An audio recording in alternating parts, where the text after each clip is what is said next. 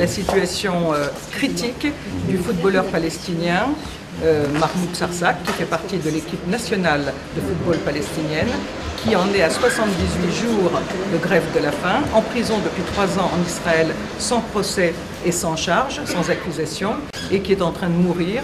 Il nous semble que M. Le Graët et les autres responsables de la Fédération française de football devraient faire quelque chose pour le sauver.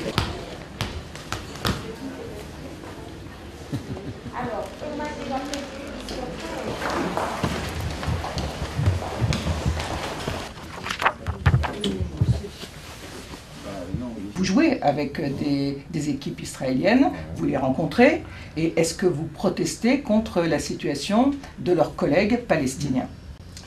Encore une fois, dans nos attributions, dans nos missions, il n'est pas de notre ressort d'intervenir sur la scène politique.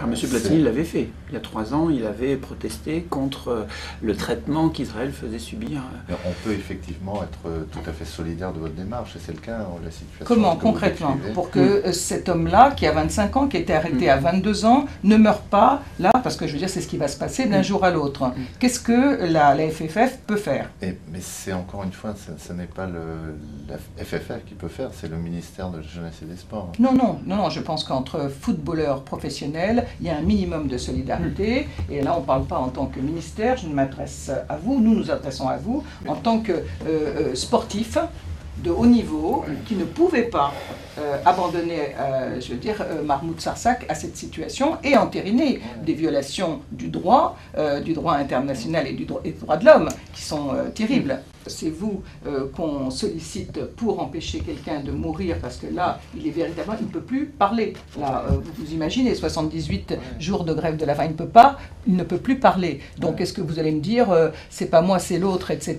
Ou est-ce qu'il va y avoir un communiqué que vous allez faire pour protester contre cette situation et demander sa libération?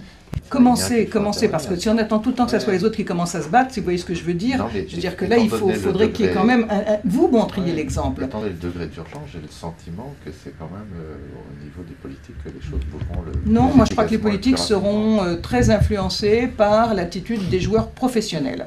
Et là, c'est, je veux dire, l'appel qui est lancé d'ailleurs par Amnesty International, par Adamir et par les médecins pour les droits de l'homme israéliens, elle s'adresse à vous directement. Elle s'adresse aux sportifs, au monde du sport, en disant qu'est-ce que vous faites ?